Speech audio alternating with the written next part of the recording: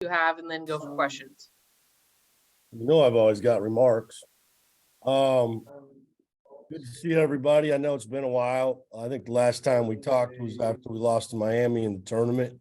So obviously a lot has happened between now and then. So I thought we'd catch up before we start practice here on Monday. First of all, congrats to Coach Llewellyn and her staff. Even though I don't have my website anymore, I'm still on the list. Can we get people to mute, please? Yeah, if you're not asking a question, please mute. Yeah, nice. I Hey, forgot about Christian, this. turn your thing off. We good? Congrats to Coach Llewellyn and her staff for winning the national championship. And then congrats to Coach Walter and his staff. Number one in the nation, advancing to the super regional. We're very fortunate to get a chance to watch that team again here in the couch over the weekend against Alabama. They're a great team, fun to be around, highly competitive, and great reps of Wake Forest. Our team reports back to campus this weekend. Cam Hildreth and Damari Monsanto have been with us since school's been out. They didn't go home. Brahma Zanka, I said Kanka on television the other night. Sorry. I didn't have my Italian enunciations down very well. He'll be here sometime around June 23rd. UCLA's on a quarter system, so he's finishing his classes. Marcus Marion, you could call him Marcus, you could call him Marcus. It's up to you. I call him Marcus because that's what his mom calls him. He'll be here on July 2nd. He's got his final exams are taking place this month in Denmark. Ours last a week, theirs last a month. Individual camp starts next week. We got over 250 kids in our individual camp. We're going to have our first team camp since I've been the head coach here because of COVID restrictions. We have over 1,000 players, and we have teams from 7 different states coming to team camp here in another week. Frank Davis is the master of that with Mike Music, Christopher Forbes. They've done a really good job getting that put together. With all the construction on campus, it's going to be interesting moving all those kind of people around campus. I'm really excited about our returning players. Mari Monsanto, guys averaged 13 a game, made 87 threes in 27 games. And if you really look at it, probably was less than 27 because he didn't play a lot, early on in the season. He was first in the AC, made threes, third in three-point field goal percentage, 40%. Working really hard to get back on the court. He's out there today shooting on the gun, stationary. And so he's making really good progress. Cameron Hildreth, I thought had a really good year. I was 12.4, 5 assists, had 94 assists. I thought he was our most consistent player in the spring, showing leadership. And I look forward to him having a big year. Same with Andrew Carr, averaged 10 and 6.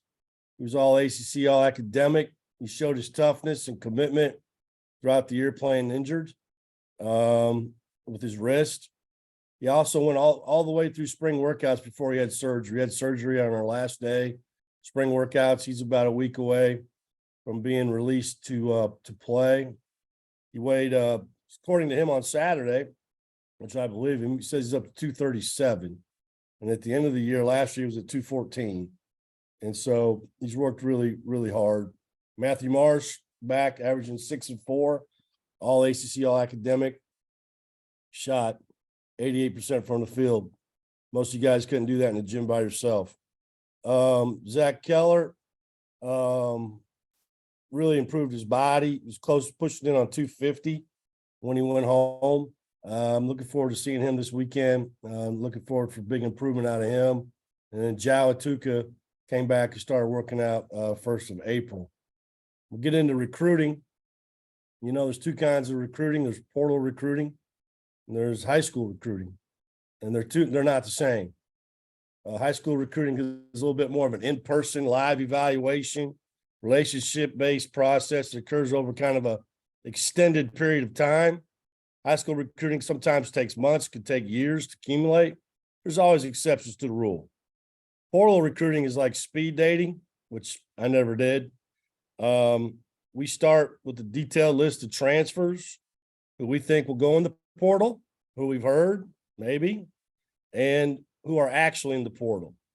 We rank them daily based on many variables: need, film, analytics, mutual interest, character, academics, transfer credits. Can we get them in school?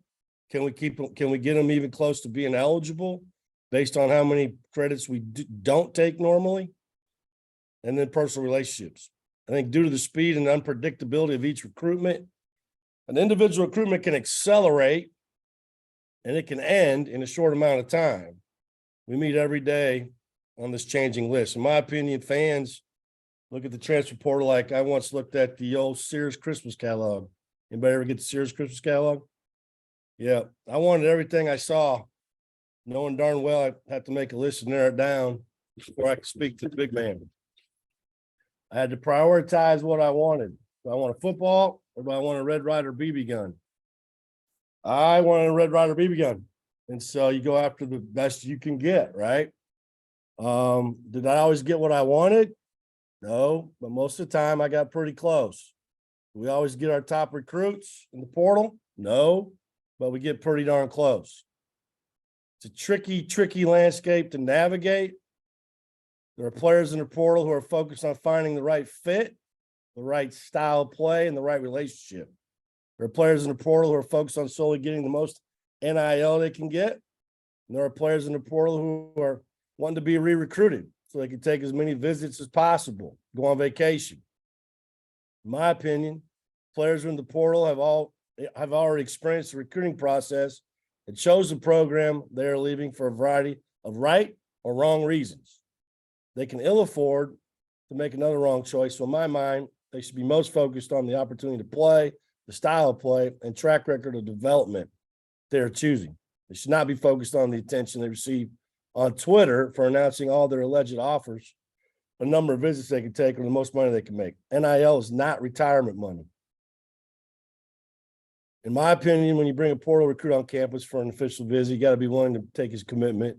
So that makes the timing and use of the visits very important. Since we've been able to bring recruits on campus after COVID, we're 8 for 8 on portal visits. We've never lost one. I'm not interested in recruiting a player who's not focused on the right reasons. I try to find that out as quick as I can. So for everybody out here, here's the things that are important to me. These are the boxes that we got to check in recruiting. 1, top 30 education. We don't talk about that as much as we need to be talking about that. Those conversations have gotten less and less since the transfer portal and since NIL. Sad. Number 2, ACC. Number 3, immediate playing time. Number 4, player development. Number 5, they're not really an order, style play. Coach-player relationship, facilities, which ours are incredible. Strength and conditioning, Mike Starkey. Nutrition, which we do a great job here with. Housing, NIL, and NBA. You got to check all those boxes. If you're coming here just to check one, it's not the right place, especially if it's just the NIL piece. And so these are the conversations that we have, not only with portal players, but with high school players as well. I'm really excited about Aaron Clark, Marcus Marion, Parker Frederickson. Those guys are all really good players, outstanding people, outstanding students. They're going to really help our team and help the culture of our team. Portal guys, Kevin Miller signed quickly in 1 week. Very talented. Hunter Salas, I absolutely love him. Former McDonald's All-American from Omaha, Nebraska. Small world. His barber in Omaha, him and his dad's barber played for me at Southwestern Community College back in the late 80s, early 90s. And his high school coach is a good friend of mine. And so sometimes those weren't the deciding factors, but, you know, those things don't hurt. Efton Reed, tremendous player, huge. Go back and watch the film. When they LSU beat us in the NCAA or in the Emerald Coast Classic, the only loss I've ever had at Northwest Florida, which I still am stinging over that. And then Abramo Zanka, who we recruited really hard. When I first got the job, tried to get him last summer before he chose UCLA. Really excited about that. Our staff, really Really happy for Brooks Savage, been with me a long time, got the head job at East Tennessee State. Joe Hughley had already gone over there, who was on our staff here, who played for me. And Isaiah Tisdale, who was my GA the past 2 years, played for me at East Tennessee State. We lost all three of those guys. They're all very valuable. We're very valuable to our staff. Excited to hire Demetrius Nichols from Toronto Raptors and Darnell Harris from Ole Miss. Demetrius came highly recommended to me from here. We're gonna play bingo here. I'm gonna say Nick Nurse. Okay, there you go. Put your bingo card out. He recommended him to me. Typically hadn't done that, but he highly recommended him, and that really caught my attention. You guys read his release. Tremendous experience in NBA, G League. Was a GA at Syracuse, great player at Syracuse, led the Big East in scoring. Played in the NBA, got drafted in the NBA, played overseas, played in the EuroLeague. Tremendous person. Really excited about him. Darnell Harris, talk about loyal. I signed him in Northwest Florida. My second year coaching for 2 weeks, and I left to go to Wichita State, but remained very close to him and his fiance, Jasmine, who was the sister of Elgin Cook, who played for me at Northwest Florida, who's an unbelievable player and played at Oregon, was Pac-12 MVP. Her dad is Alvin Robertson, if you remember him, one of the greatest players ever played at Arkansas, played in the 84 Olympic team. Darnell, really, really good. Great player at Middle Tennessee. Helped him win an NCAA tournament game against Michigan State. Played overseas, and then the past 2 years was a GA at Ole Miss with Kermit Davis. So those guys are really, really going to help our staff. I had a lot of interest ranging from head coaches in Division I, former to current assistant coaches. My staff and I spoke to a lot of people over the past few months. Chemistry and loyalty are very important to me. Putting together staff is a lot like putting together a team or a puzzle. It takes time and patience, and the pieces got to fit. I want my staff to fit together in such a way they're connected by their strengths and their weaknesses. Can't have all the same abilities. I want a diverse staff regarding coaching experience, playing experience, and relationship experience from a diverse background. I've always hired people who can coach. We got guys in our staff who coach in the NBA, the G League, high major, mid-major, low major, JUCO, high school. Guys who played at every level, from the NBA to G League, EuroLeague, Olympics, overseas, high major, mid-major, low major, JUCO. I like guys who can recruit. I want guys who can value relationships, who have diversity in age. We have diversity in age and ethnic backgrounds. I want guys who can turn my weaknesses into strengths, and I know what those are. Did not immediately hire a coach after Coach Savage left because I have so many talented and experienced coaches already on my staff, so there was no need, and I wanted to take my time. I was not in a hurry. Even with Coach Savage leaving, my guess is we still have one of the most experienced assistant coaching staffs in the ACC with over 60-plus years of coaching experience between B.J. Mackey, Matt Woodley, and Jason Shea. There's a new NCAA rule starting July 1. You can have 5 assistant coaches on the floor instead of 3. I think that's a great rule. So Coach Mackey, Coach Woodley, Coach Shea, and Coach Kavalauskas, and Coach Nichols will be on the floor. So AK and Demetrius can be here all the time with the players when we're gone.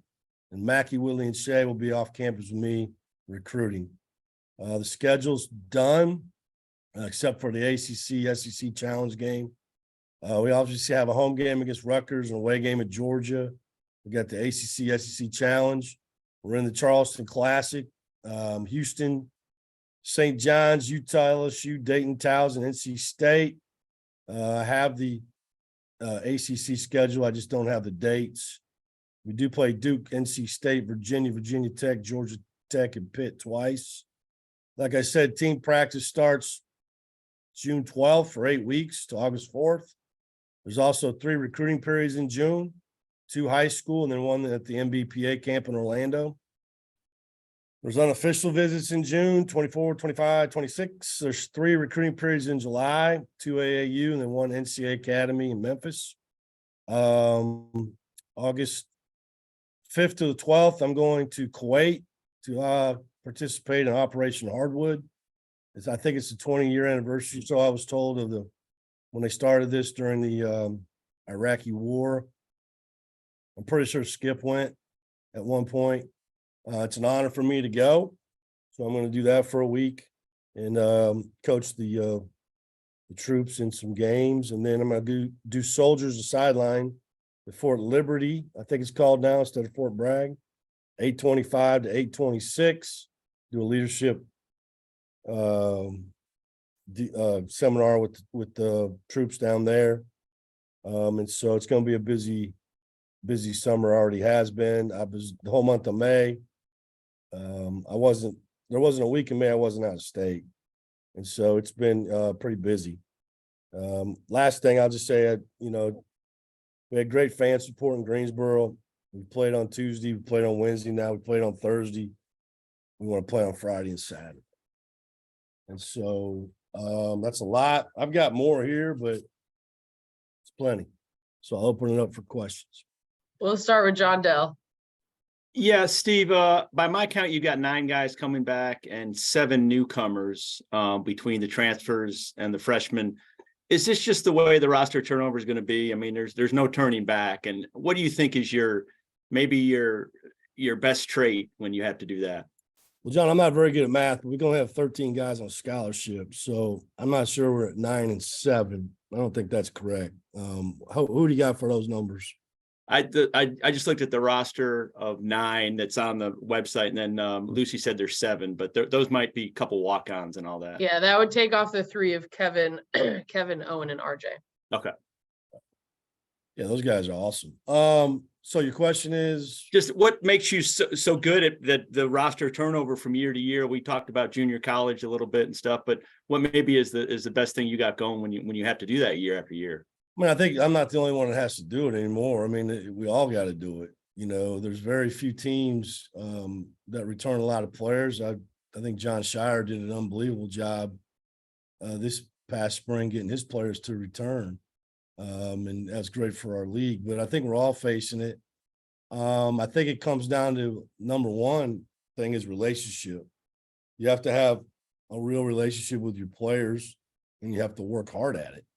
You can't be the old style where back in the old days when I played, maybe you just saw the coach only at practice, and if you had a problem, you got called to the office like the principal, but I just don't think it can be that way anymore. And so me and my staff work very hard to have a very personal relationship with our players, both on and off the court. And that starts with recruiting, but then it has to continue when they get here. That takes time and it takes energy. Takes commitment from our families to welcome these young men into our families. And so I think it's a lot of that. I'm not sure how much coaching is involved in it. I know it is, but I think to answer your question, I think it's probably more based on relationship than anything. David Teal. Steve, you mentioned portal recruiting and such. Efton Reed is a Richmond kid. Yeah. Can you walk me through that process? Was he one of the ones you brought to campus, or did it work in a different way?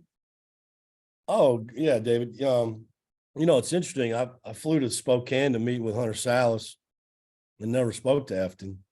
I wasn't recruiting him at the time. I'm sure Coach Few probably thought I was hanging out in the parking lot or something. I don't know. But I respect more as much or more than anybody in his business. Efton's high school coach reached out to me through a mutual friend, Dr. Richard Sander. I'm not sure if you guys are familiar with him, David, but, he was my AD at East Tennessee State. I'm very, very close to him. He still lives in Richmond, works back at ETSU, but was the AD there at VCU at one point. His high school coach called me and asked me if we'd be interested, and went through the whole deal. I didn't say yes or no. I had Hunter coming in on a visit. Those things are tricky to me. Like, you just don't know how players, if they like each other, do they like playing with each other? I already had been recruiting Hunter for a while. And so on his visit, I just kind of slipped it in there at breakfast. Hey, man, what do you think of Efton? And oh man, that's my guy. We're friends. He's the best, blah, blah, blah. And I was like, boom, let's go. I didn't say anything. But then I called his mom, Maria, had unbelievable conversations with her and Efton. As you know, Efton's high character, high academic, and a really good player, unbelievable young man. And a week later, I had him on campus on a visit. And so that's again the portal thing, David. You can Hunters was a little bit more took more time, and Epton's was a little bit quicker.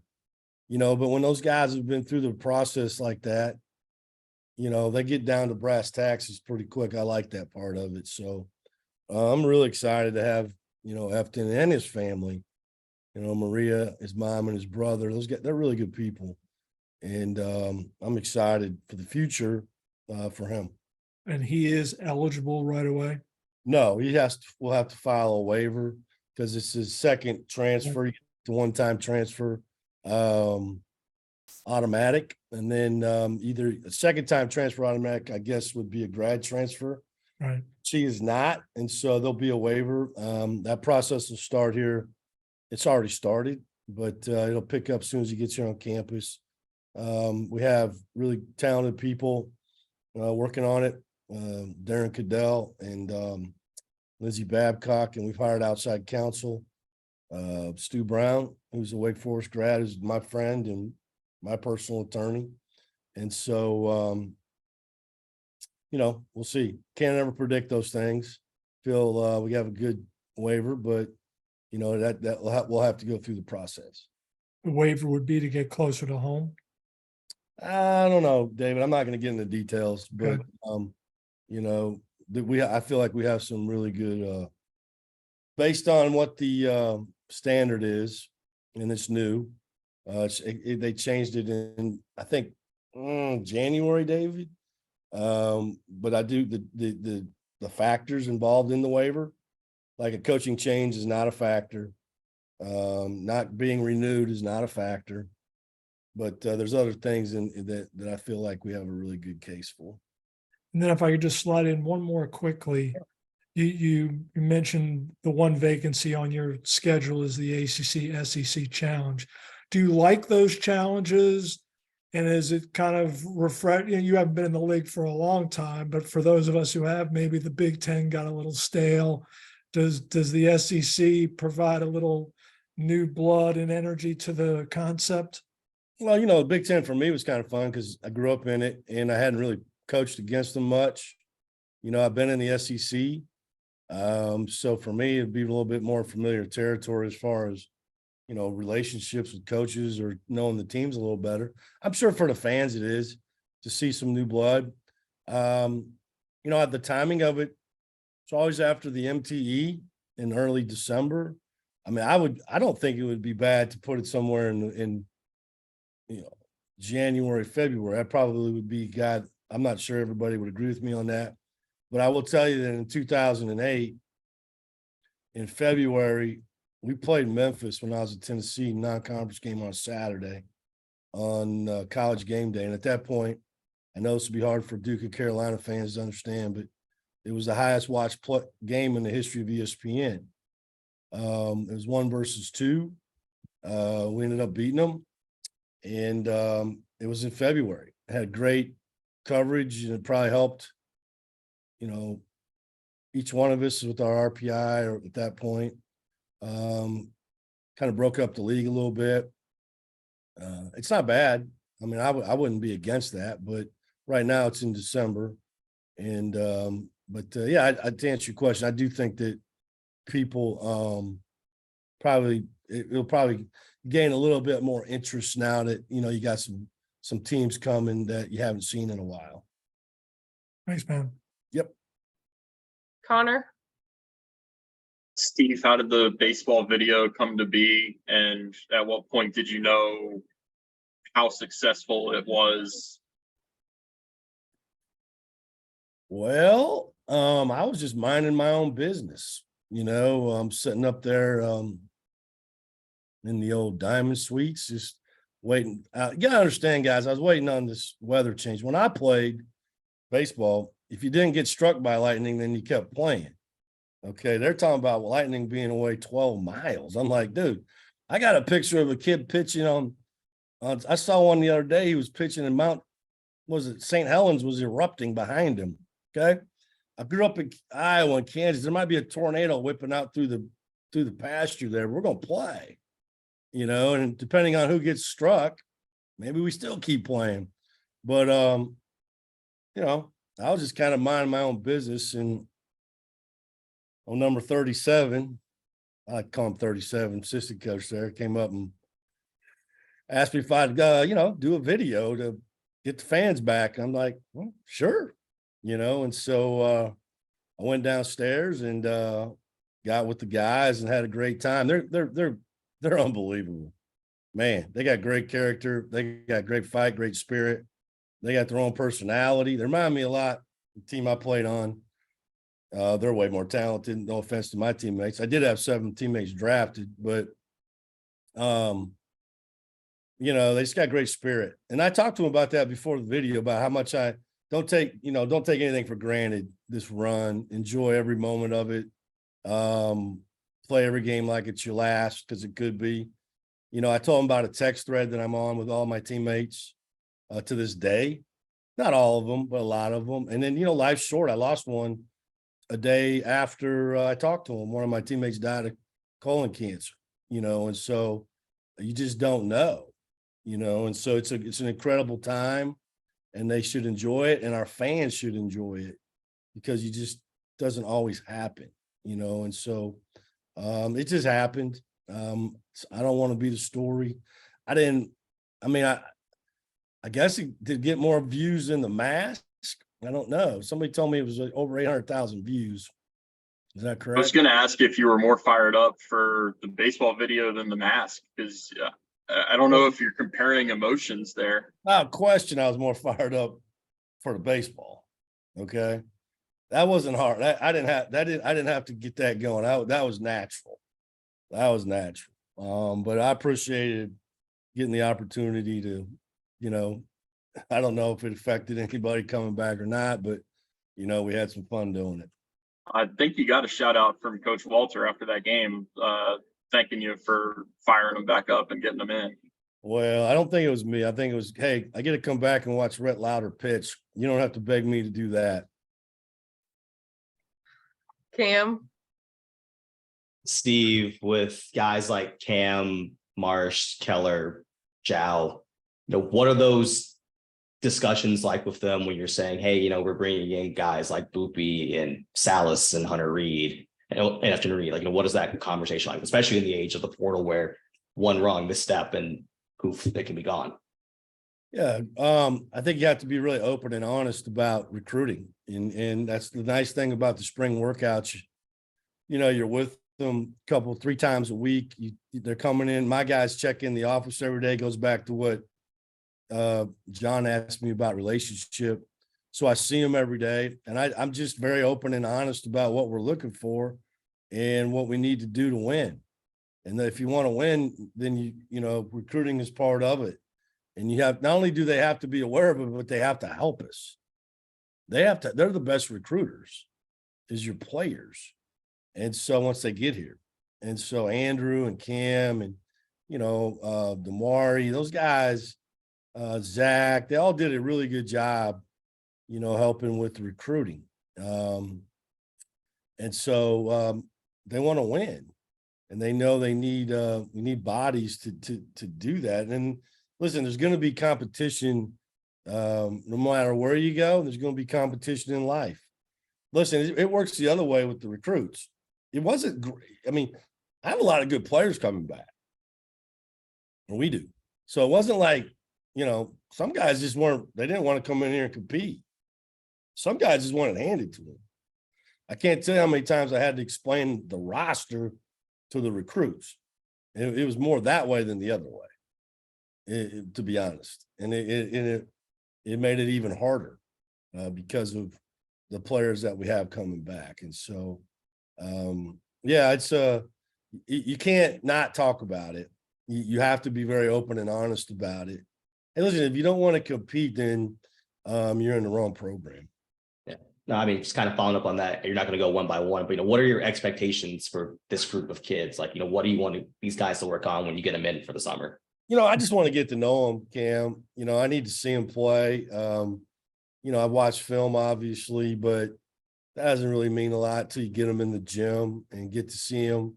Some of those things, even when we were in COVID, that, I saw with Alondis or Jake or Hadim or Dallas or DeMar, some of those things I did see, some of those things I didn't see until I got them in the gym. I just want to have a good summer of, competing, playing at a high level, working on our fundamentals. I'll be interested to see how much we go live. I probably have backed off of that a little bit in the last couple of years, not trying to just bang them every day because it's such a long season. I mean, it is long now. Think about it. We're June 12.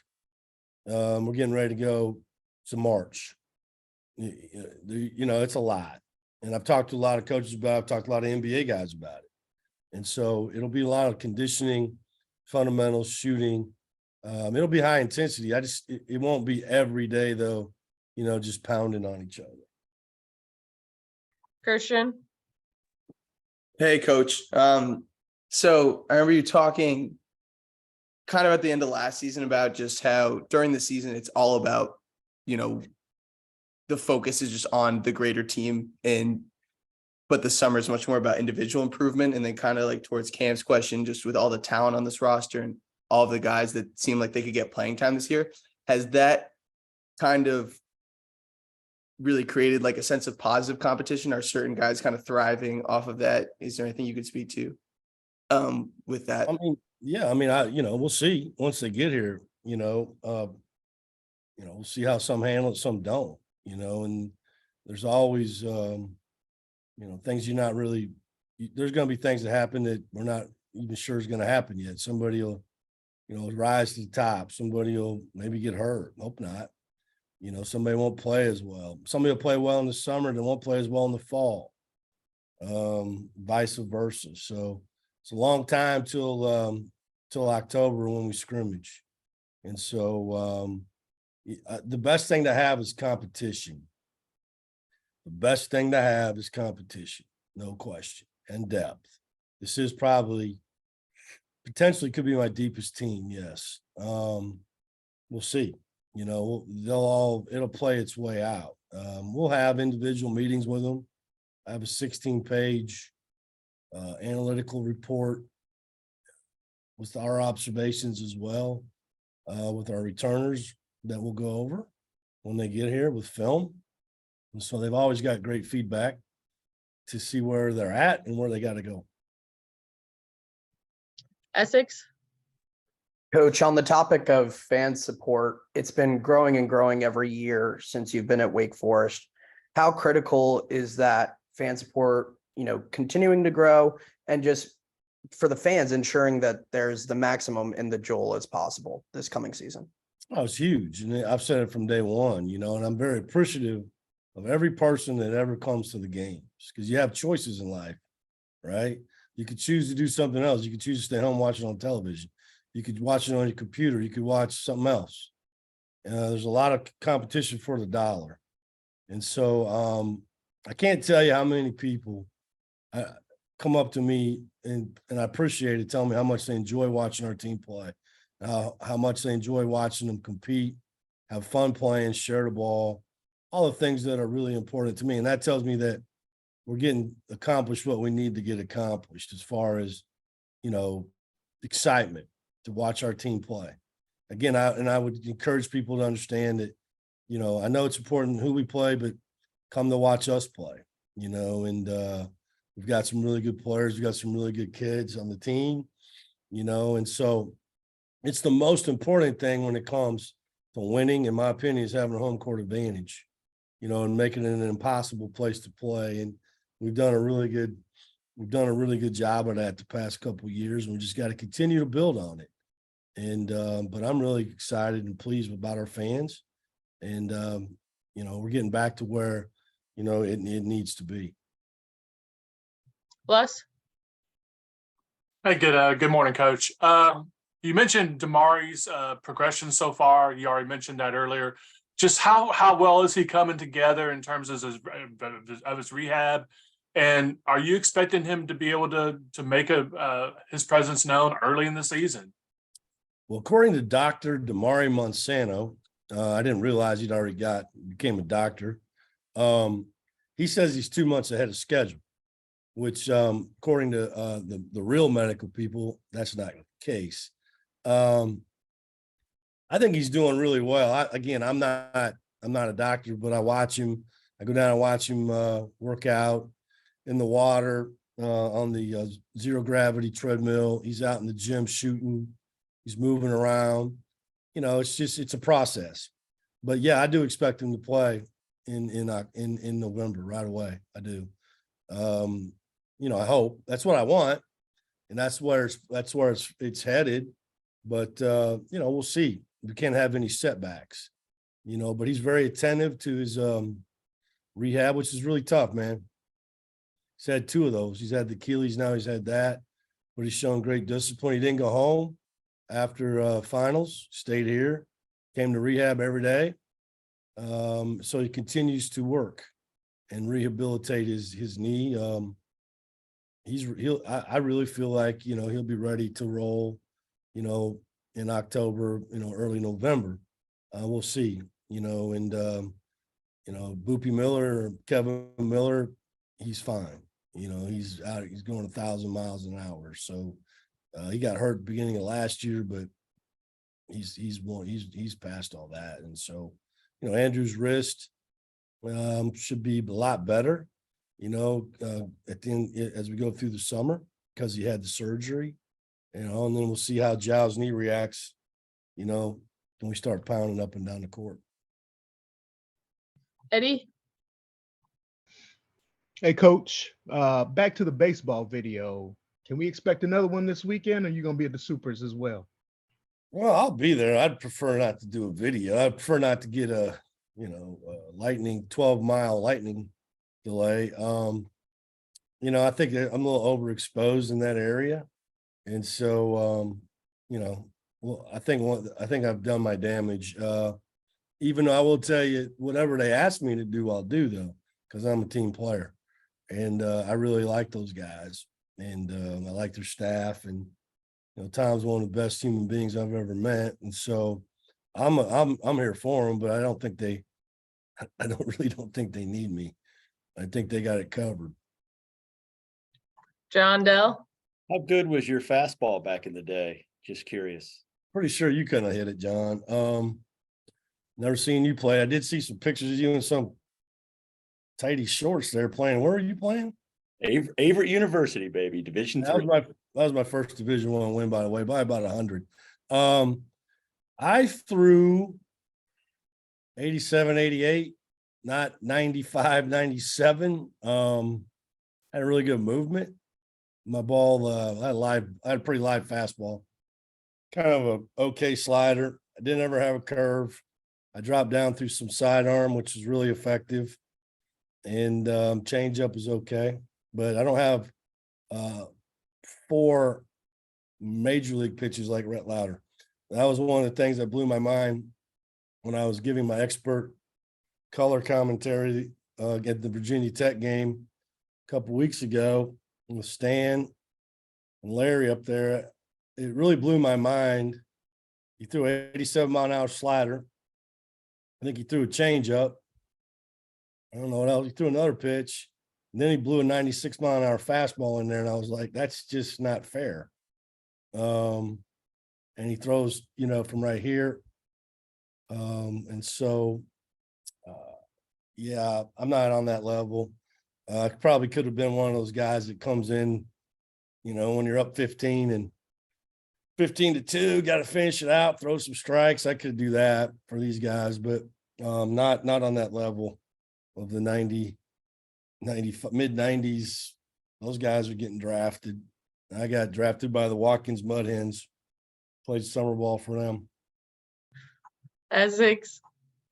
You mentioned Brooks Savage earlier, and without him having, coached a game yet as the new head coach at ETSU, it seems like he's been pretty successful in recruiting and in the portal. How nice is it to, as a head coach at Wake Forest, to be able to point to a coach as someone who there's opportunities for advancement, not only within the Wake Forest staff, but in the broader world of college basketball, that you can start building your own coaching tree and spreading that out. Yeah, I mean, I'm so excited for Brooks. I mean, he put all the hard work in to get to where he's at. He knows the blueprint of how to win at East Tennessee State because he sat right there next to me. You know, I've known Brooks since he was our manager at Tennessee. So that was a long time. I had to kick him out of my office most days because he kept asking me too many questions. I hired him in Northwest Florida. We went to the national championship. He did get a technical in the national championship game, though, which I'll never forgive him for. And then I hired him at East Tennessee State. He had been at Chattanooga, so he was invaluable. He knew the league. And then we came together here, you know, at Wake. I think he's outstanding. You know, David Kiefer is the head Division I coach of Southeast Louisiana. He was my assistant at Northwest Florida. Brian Penny Collins is the head coach at Tennessee State. He was my assistant at East Tennessee State. So we got some guys that are, you know, doing well. I think, you know, Jason Shea's obviously a head Division I coach. Matt Woodley's been a head Division II and G League coach. BJ Mackey is he's outstanding. So those guys are ready. All those guys are ready to go. It's just a matter of, you know, who and when. So I'm excited for Brooks, and I want guys on my staff who want to be a head coach, think like a head coach, you know, and I have plenty of that, and guys that are very, very talented who have, you know, been around the game a long time and aren't just one dimensional. And I think for younger coaches, you need to understand you have to be able to do it all. It can't just be recruiting, especially recruiting's changed so much now. Like hiring a coach for a player, how you doing that without NIL? You gonna give up your salary?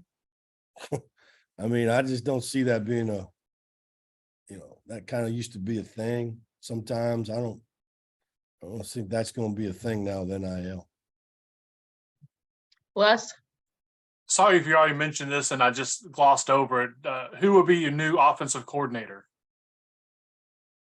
Well, if we choose to go that route again, which I think we probably will. I haven't really, you know, Jason's always called the plays for me. Last year was really, last couple of years, the first time Brooks has really done it. He did an outstanding job. So I'm sure Jason will probably, have a lot of say in that with Coach Mackey, Coach Woodley. You know, they've all been around now forever, you know, so I don't typically call the plays because I'm too busy, you know, doing something else. But I do have what they call overcall in baseball, where, you know, I got overcall on that pop-up. It's mine. And so on overcall, I'll overcall sometimes on a play or on a sub. But those three guys are, you know, extremely talented. You know, AK and Demetrius will bring a new, you know, AK is really good with the bigs. Demetrius can do both. He's got a lot of experience, X and O wise, from a lot of different levels. So I'm excited to, you know, get some new ideas from him as well. All right. Do we have anything else for Coach Forbes today? All right. Well, I left the net and Joe Lenardi off today, so next time I can go after them. Thank you for doing that. Yeah. I didn't want. That's boring. That's just some boring stuff. But it was great to talk to you guys. Should be a fun summer. It's going to be a busy summer. We got a lot going on, but I'm really excited about our team. I really like them, and they'll be here this weekend, and we'll get ready to crank it up on Monday. All right. Thanks, Coach. All right, Thanks, Coach. Thanks, Yep. Steve. Bye, boys.